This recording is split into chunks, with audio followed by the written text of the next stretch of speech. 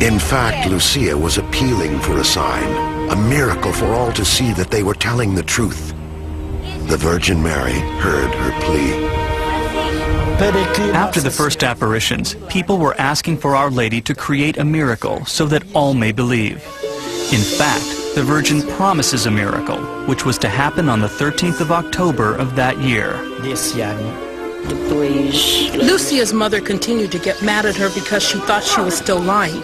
Lucia said that it was the truth and said that Our Lady was going to make a miracle that everybody would see. And her mother would say, "More lies." October 13th, 1917. It was a cold, rainy day. An expectant crowd of over 70,000 filled the pasture.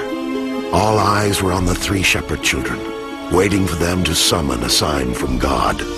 People came here to watch the miracle and said to us, if the miracle happens and we can see it, then you speak the truth and we'll believe you. But if nothing happens, unfortunate for you, because you bring us here with a lie, and so we will beat you. By noon, no miracle had occurred, and the crowd was growing restless. Then, suddenly, the rain stopped, and Lucia cried out, "Look at the sun!" A local newspaper reporter vividly described what happened next. The sun looked like a plaque of dull silver, and it was possible to look at it without the least discomfort.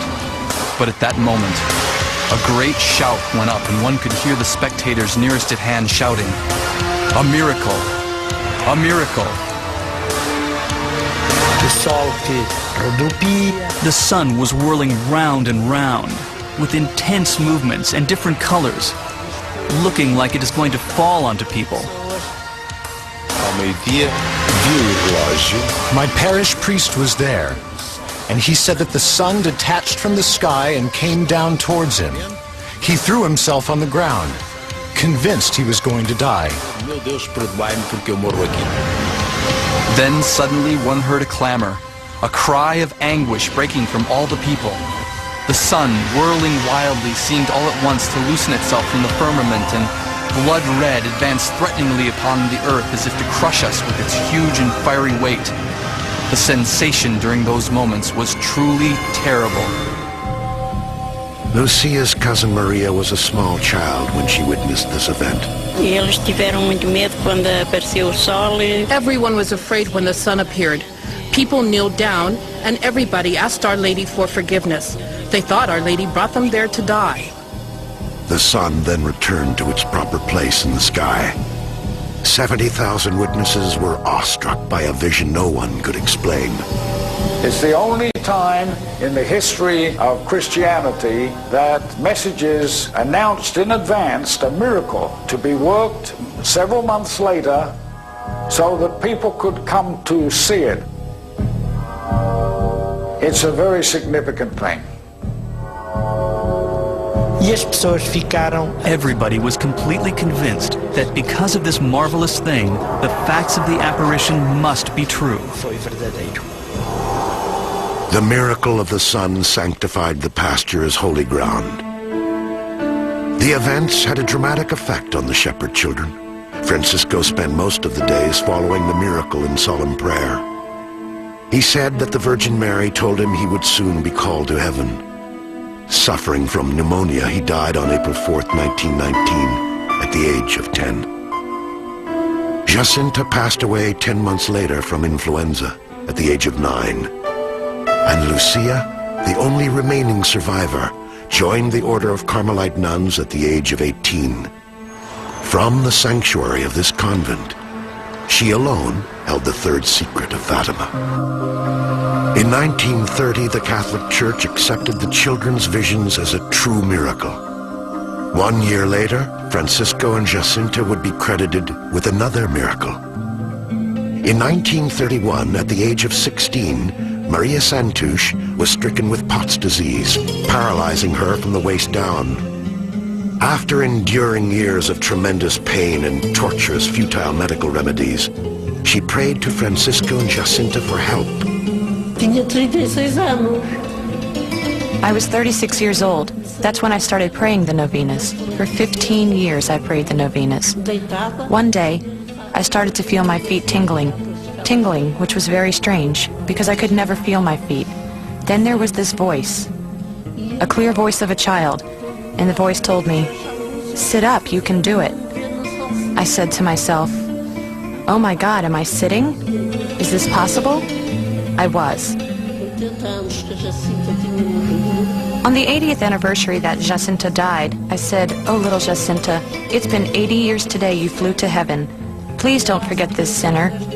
I had already tried many times to raise myself up, but I was never able to do it. And on that day, I raised myself up. I firmly set my feet on the ground. And I said to myself, "Oh, it doesn't hurt me.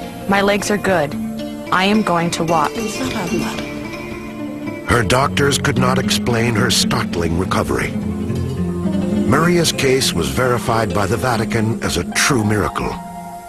Still, there remained the matter of the third secret, and the only surviving witness to Mary's appearance more than 8 decades ago. On his recent trip to Portugal, Pope John Paul II returned to Fatima to beatify Jacinta and Francisco. It was the second step of a complex and lengthy process that may eventually lead to sainthood.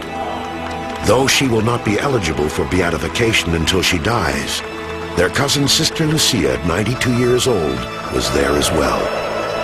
Amidst the joy of the occasion, one question nagged at the massive throng of worshippers and journalists. Would the third secret at last be revealed? On the podium stood 2 frail souls, the only ones with the power to disclose the third secret of Fatima.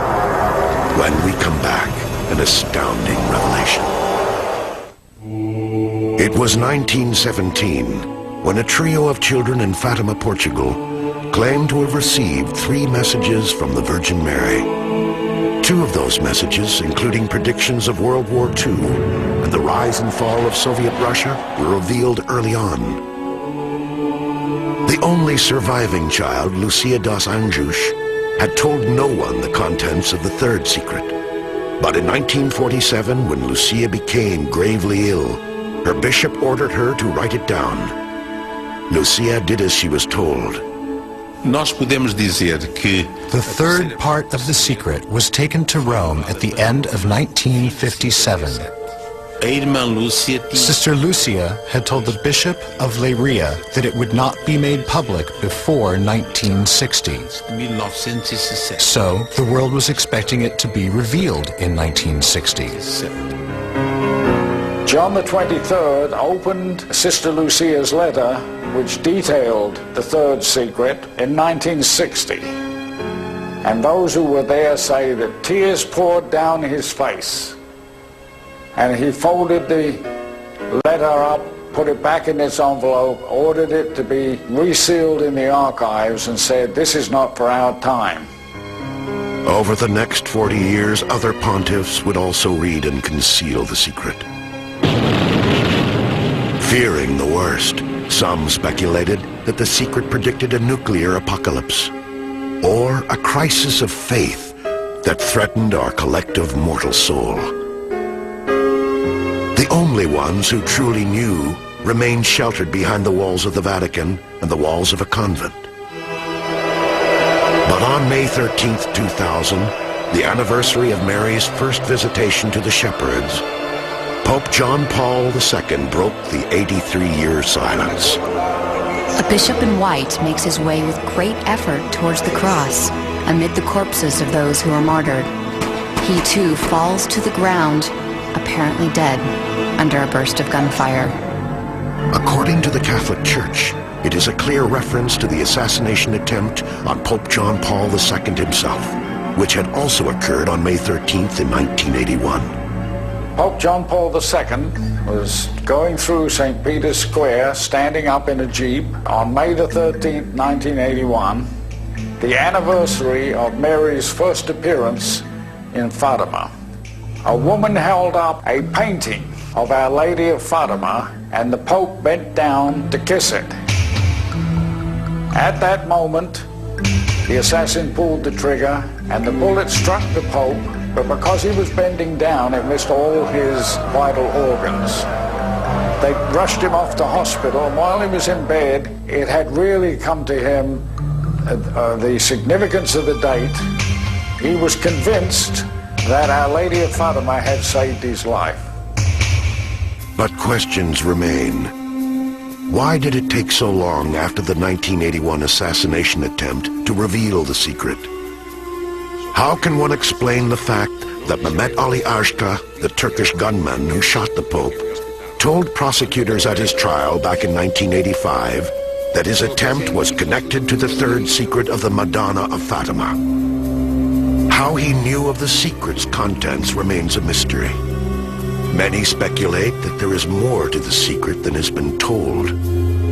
Yet no single revelation will ever remove the mystique that surrounds this place and the miracles of Fatima.